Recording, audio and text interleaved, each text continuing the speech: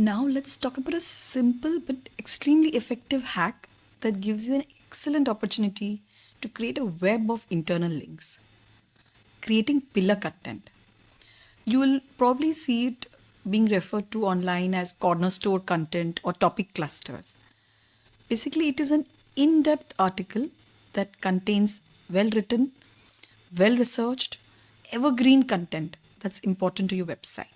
And you can then create other articles around this topic that can be internally linked to from your main pillar content. For example, if I had a website about life coaching, an example would be to create pillar content around creating a guide to become a successful life coach.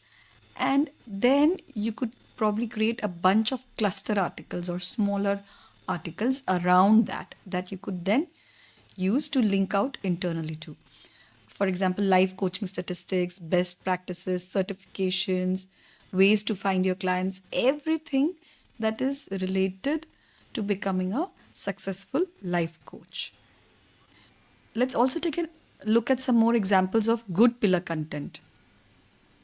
You can see this is a guide on this website about A/B testing, and it is a detailed guide.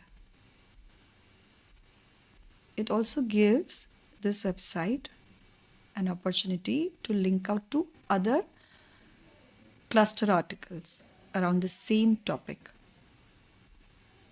And you can see this is really a good example of internal linking done right.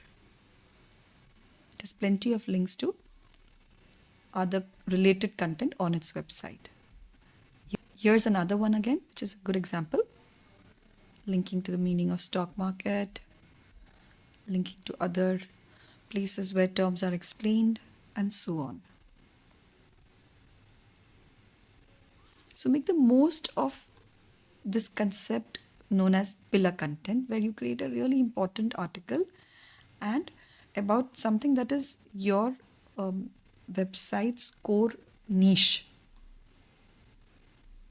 And that will give you an opportunity to create plenty of internal links. Now let's understand the reasons why we should put in so much effort to create pillar content. Because even though it might be obvious, it's worth understanding and appreciating the reasons.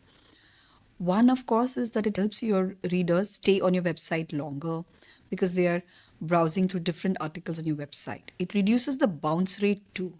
Bounce rate is when a user only reads one article on your website and jumps off your website.